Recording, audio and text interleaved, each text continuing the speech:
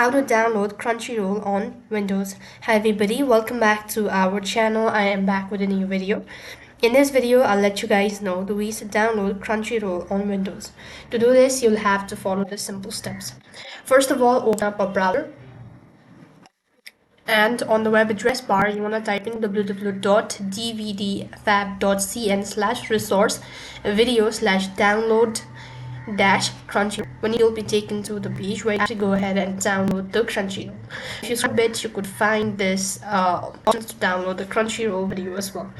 Now, first of all, if you want to install Crunchyroll, then you just click on free download. After which you go ahead and click on this download Crunchyroll videos. Then you'll also be able to download the Crunchyroll videos for free.